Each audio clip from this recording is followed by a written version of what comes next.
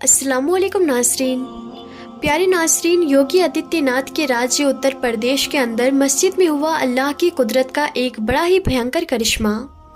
जिसने भी इस करिश्मे को देखा वो बेसाख्ता पुकार उठा, बेशक अल्लाह हर शय के ऊपर कादिर है।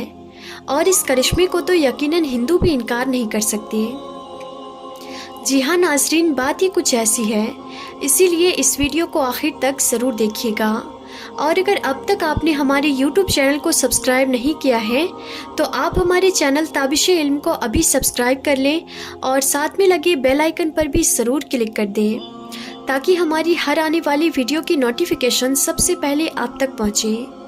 तो चलिए नाज़रीन, वीडियो को शुरू करते हैं। नाज़रीन, इस वक्त हम जानते हैं कि देश के हालात कितने ज़्यादा नाजुक बने हुए हैं। कभी हिंदू मुस्लिम को लेकर तो कभी मंदिर मस्जिद को लेकर कहीं ना कहीं से आवाज़ें उठती रहती है। नाज़रीन, सब जानते हैं कि सबने यही सोच रखा था कि बाबरी मस्जिद का जो इतना लंबा केस चला, इसके बाद शायद कभी भी इस तरह की चीज़ें दोबारा से हमारे भारत देश के अंदर देखने को नहीं मिलेंगी। लेकिन शायद ये तमाम ही उन लोगों की भूल थी जो भी इस देश के नागरिक हैं, क्योंकि कुछ ऐसे भी लोग हैं जो कि देश के हालात को नाजुक बनाने की कोशिश में लगातार लगे हुए रहते हैं। और वो इसी तरह की कोशिश में लगे रहते हैं कि कैसे भी कर ये हालात नाजुक बन सके। ऐसे में नाज़रीन, लगातार कभी न कभी किसी न किसी मस्जिद को लेकर या दरगाह को लेकर आवाज़ उठती रहती है और बड़े बड़े दावे होते रहते हैं। लेकिन नाज़रीन, सबसे पहले जिस मस्जिद को हिंदुस्तान के अंदर शहीद किया गया था, उस वक्त यकीनन कुछ बड़ा ही अजीब व गरीब करिश्मा देखने को मिला। और इस करिश्मे ने तो यकीनन लोगों को हिला के रख दिया। जी हाँ नाज़रीन, बाबरी मस्जिद जिस जगह पर जिस मुकाम पर खड़ी थी, किसी को भी अंदाज़ा नहीं था कि उसके ज़मीन के नीचे एक सरवो नदी की धारा बह रही है। यानी एक नदी के ऊपर सदियों से एक मस्जिद खड़ी थी। जिस वक्त मस्जिद को शहीद किया गया, उस वक्त बहुत बड़े बड़े करिश्मे देखने को मिले। यानी नाज़रीन, आपको बता दूं, सबसे पहला जो फावड़ा था वो एक हिंदू शख्स जिसका नाम बलबीर सिंह था। उसने चलाया था गुंबद के ऊपर। लोग उसकी वाहवाही कर रहे थे, लोग उसकी बड़ी तारीफ़ें कर रहे थे। लेकिन शायद ये उसका आखिरी हथौड़ा था जो कि मस्जिद के ऊपर लग रहा था, क्योंकि उसके बाद उस शख्स की दोबारा कभी हिम्मत नहीं हुई मस्जिद को तोड़ने की। क्योंकि नाज़रीन, जिस वक्त उसने मस्जिद के ऊपर हथौड़ा लगाया, उस वक्त उसे ऐसा महसूस हो रहा था कि शायद उसने एक बहुत बड़ी ख़ता कर दी है, एक बहुत बड़ी गलती कर दी है। और शायद उसी वक्त उसको पछतावा होने लगा था। वो फ़ौरन ही गुंबद से उतर गया, अपने घर को गया और वहाँ पहुँचने के बाद नाज़रीन, उसकी हालत जो थी वो बेहतर से बदतर होने लगी। वो पागलों जैसा खुद को महसूस करने लगा। उसे ज़रा भी सुकून नहीं मिल रहा था। वो सोच रहा था कि मैंने ये क्या कर दिया, मैंने ये कौन सी खता कर दी। नाज़रीन, सच है, जब किसी को कहीं सुकून नहीं मिलता तो यकीनन इस्लाम ही उसे सुकून देता है। और फिर ऐसे में वो शख्स जो था, उसके दिल में बार बार बात ये आने लगी, क्यों ना मैं मज़हब इस्लाम को कबूल कर लूँ, शायद मुझे सुकून मिल जाए। और उसने नाज़रीन मज़हब इस्लाम को कबूल किया और वो मुसलमान हो गया, जिसने अपना नाम आमिर रखा। और इस बात से कोई इनकार नहीं कर सकता।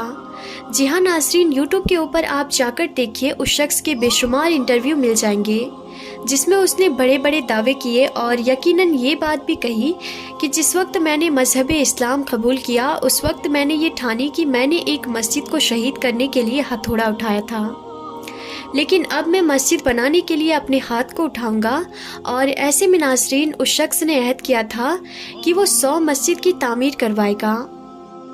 अब तक उसने कितनी मस्जिदों की तामीर करवाई, लेकिन बताया जाता है कि कम से कम 90 से ऊपर ही उसने मस्जिदों की तामीर करवा दी थी, जो कि बहुत ज़्यादा तादाद होती थी। नाज़रीन, पापों का प्रायश्चित करने के लिए उसने ये काम किया था। लेकिन नाज़रीन, शायद 100 मस्जिद होने से पहले ही वो दुनिया फ़ानी को छोड़कर रुखसत हो गया। नाज़रीन, यकीनन ये बहुत हैरान कुन वाक़या सामने आया था अल्लाह की कुदरत के करिश्मे के हवाले से। एक शख्स जो कि मस्जिद को तोड़ने के लिए गया था, लेकिन बाद में ही वो शख्स 100 मस्जिद बनाने का अहद करने लगा। आखिर क्या बात थी? यकीनन ये अल्लाह की कुदरत का करिश्मा था। वहीं नाज़रीन, जिस वक्त मस्जिद को शहीद किया गया, जब राम मंदिर की तामीर की बात आई, जब मस्जिद की जगह को खोदा गया तो वहाँ पर सरवो नदी की धारा निकलने लगी। ایسے میں ناظرین رام مندر کا پلر جو تھا وہ بہت زیادہ مشکل میں پڑ گیا تھا، کئی دنوں تک کام بھی روکنا پڑ گیا۔ ناظرین اس طرح کی چیزیں دشواریاں سامنے آئی، اور یہ میں اپنی طرف سے نہیں بول رہی ہوں، تمام نیوز چینل کے اوپر آپ کو یہ تمام چیزیں دیکھنے کو مل جائیں گی۔ کل ملا کر کہنا یہی ہے کہ جب جب اللہ کے گھر کو توڑا گیا ہے تب تب حالات جو ہے وہ یقیناً بہتر سے بدتر ہوئے ہیں۔